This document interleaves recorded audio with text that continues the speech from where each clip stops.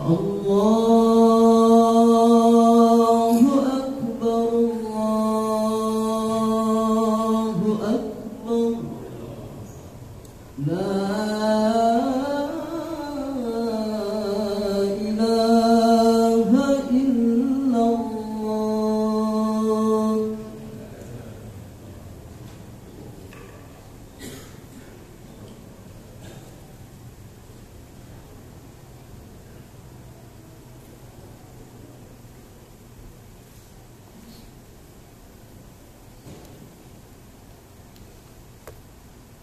Innal hamdalillah nahmaduhu wa nasta'inuhu wa nastaghfiruh wa na'udzu billahi min shururi anfusina wa min sayyiati a'malina may yahdihillahu fala mudhillalah wa may yudlil fala hadiyalah. Asyhadu an la ilaha illallah wahdahu la syarikalah wa asyhadu anna Muhammadan abduhu wa rasuluhu la nabiyya ba'da. Allahumma fasalli wa sallim ala sayyidina Muhammadin kana sadiqul wa'di wa kana rasulan nabiyya wa ala alihi wa sahbihi alladhina yuhsinuna islamahum wa lam yaf'alu syai'an fariya. Amma ba'd. Faya ayyuhal hadirun rahimakumullah, usikum wa nafsi bitaqwallah faqad fazal muttaqun. Qala Allah Ta'ala fi kitabihil karim, a'udzu billahi minasy syaithanir rajim. Innal ladzina amanu wal ladzina hajaru wa jahadu fi sabilillah ulaika yarjuna rahmatallah wallahu ghafurur rahim. Hadirin al-Jumat yang dimuliakan Allah, khatib berwasiat dengan wasiatut taqwa. Mari kita sama-sama meningkatkan keimanan dan ketakwaan kita kepada Allah Subhanahu wa taala. Takwa dalam arti yang sesungguhnya, yakni melaksanakan perintah Allah dan menjauhi segala apa yang dilarangnya. Hadirin al-Jumat yang dimuliakan Allah, sehubungan bangsa Indonesia pada tanggal 17 Agustus yang lalu merayakan hari ulang tahun kemerdekaan Republik Indonesia yang ke-77.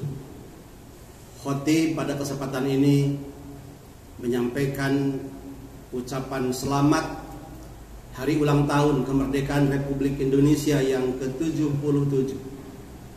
Mudah-mudahan Allah Subhanahu wa taala memberikan kepada kita negara Republik Indonesia yang sejahtera, yang aman dan damai, negara yang baldatun thayyibatun wa rabbun ghafur.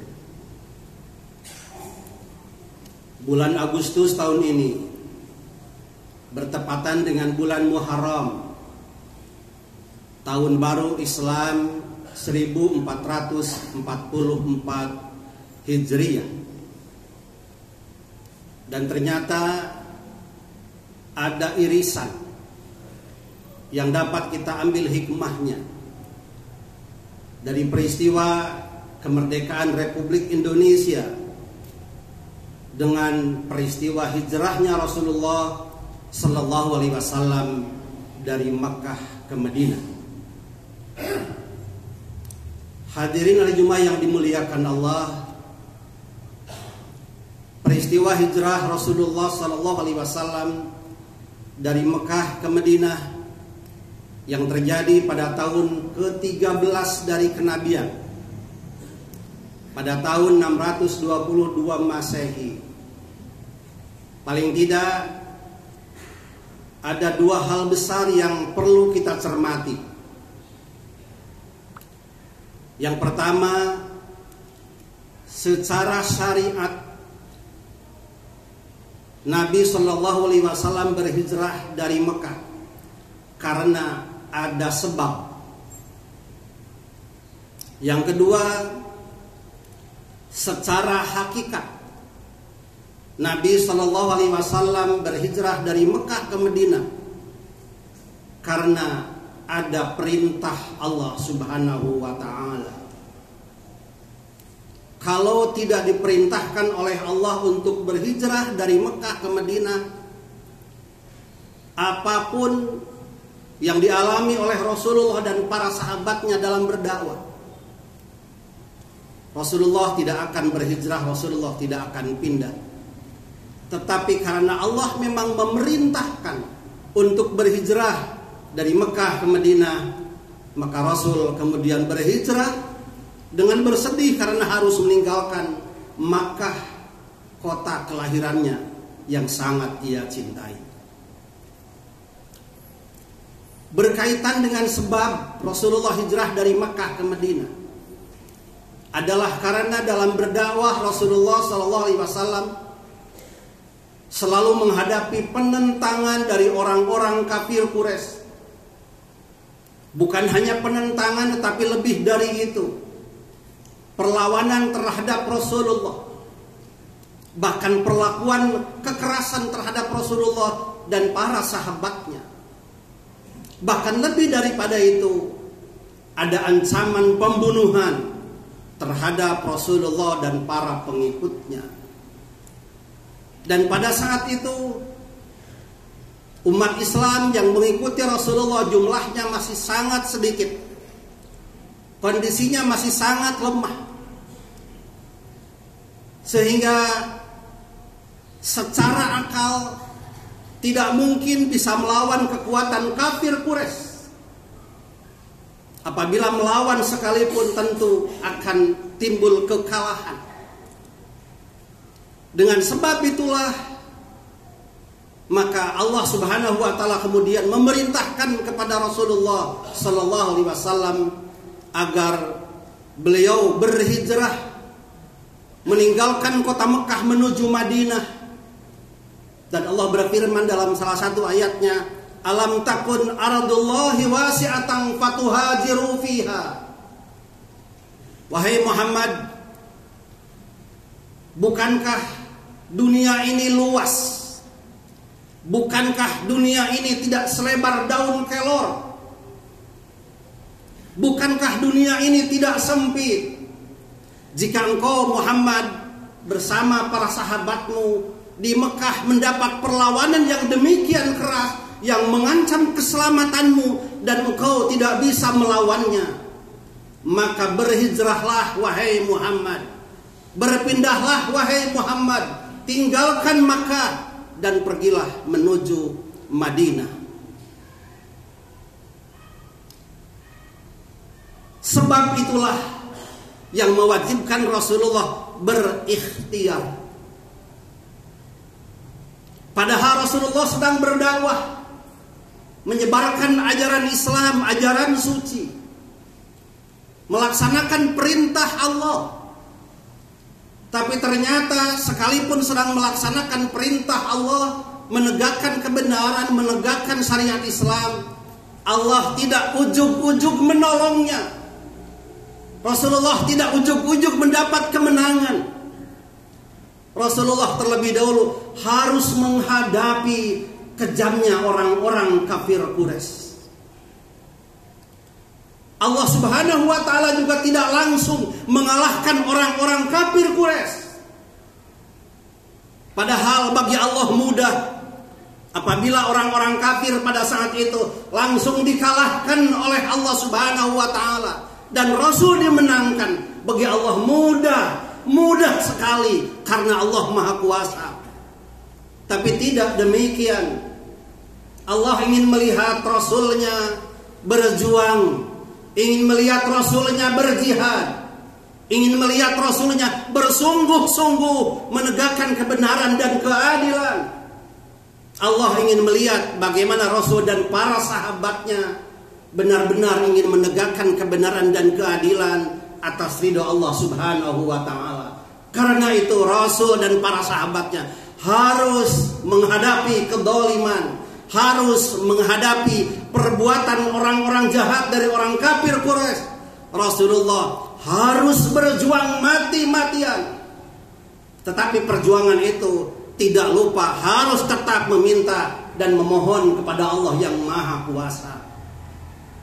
Pada akhirnya perjuangan yang demikian berat, Allah Subhanahu wa taala kemudian menolongnya dan memerintahkan hijrah. Dan ternyata hijrah itu adalah pembuka pertama pertolongan Allah Subhanahu wa taala untuk kelak mendapat kemenangan. Perjuangan di Madinah 10 tahun sampai terjadi peristiwa Futuh Mekah.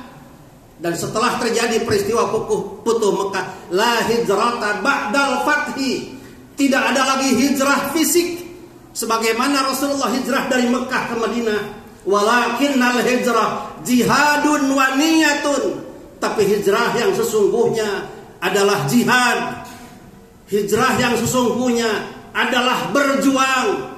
Hijrah yang sesungguhnya adalah berusaha dengan sekuat tenaga menghadapi setiap ancaman, gangguan, godaan dan apapun. Hijrah yang sesungguhnya adalah niat lurus semata-mata karena Allah untuk mendapatkan ridho Allah Subhanahu wa taala.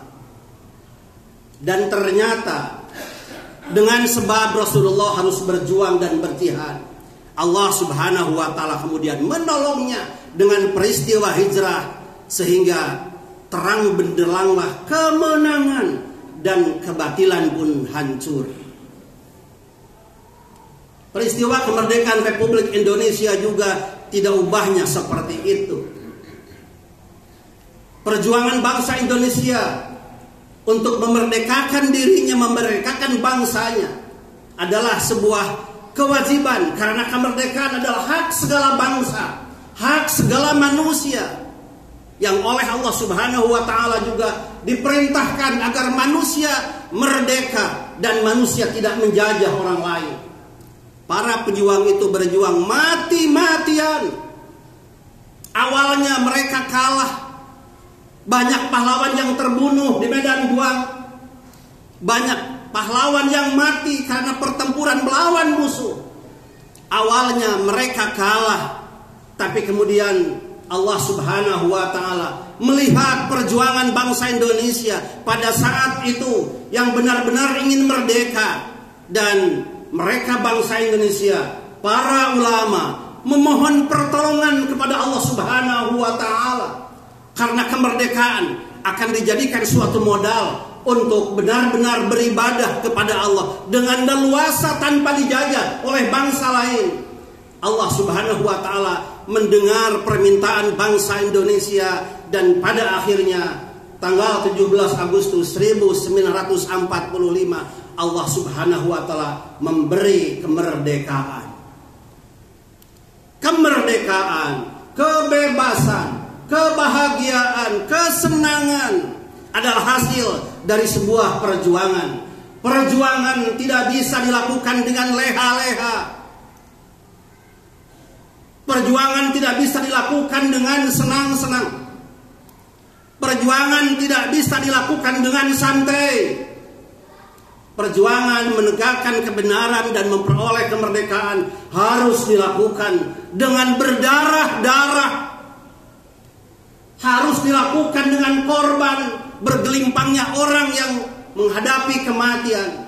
Harus dilakukan dengan perjuangan yang sungguh-sungguh, yang dalam bahasa Islam jihad itu namanya. Suatu saat apabila betul-betul mereka yang menegakkan keadilan dan kebenaran, pasti terlihat hasilnya dengan nyata. Mungkin kalaupun tidak sekarang, tapi hasilnya akan kita lihat pada masa yang akan datang.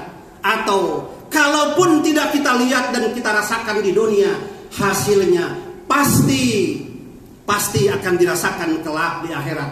Ala inna nasrallahi qarib. Ala inna nasrallahi qarib. Ingatlah bahwa pertolongan Allah itu dekat. Pertolongan Allah itu dekat bagi orang-orang yang terus istiqamah menegakkan kebenaran dan keadilan. Hari ini bangsa Indonesia menyaksikan betapa orang-orang yang berjuang menegakkan kebenaran dan keadilan awalnya kalah, awalnya terbunuh, awalnya dijebloskan ke penjara, awalnya mereka kalah, dan tidak bisa berbuat apa-apa karena melawan sebuah kekuatan besar. Tapi mereka berjuang mati-matian, mereka berjihad mati-matian dan memohon kepada Allah kemenangan.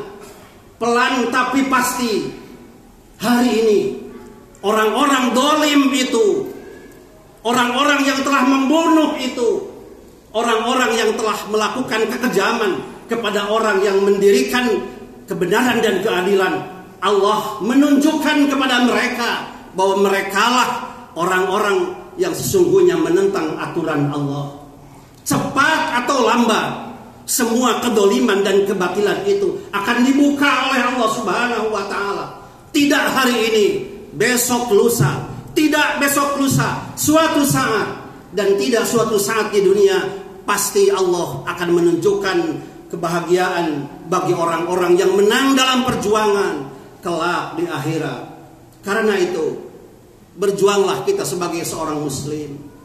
Berjuanglah terus untuk menegakkan kebenaran dan keadilan, sekalipun tidak untuk orang lain, tapi untuk diri sendiri.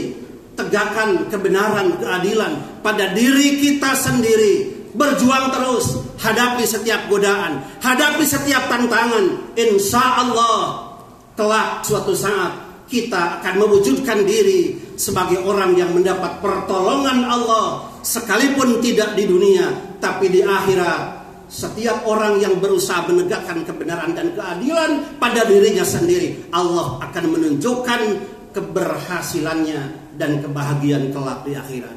Barakallahu li wa lakum bima fihi minal ayati wa dzikril hakim wa taqabbala minni wa minkum tilawatahu innahu was samiul alim.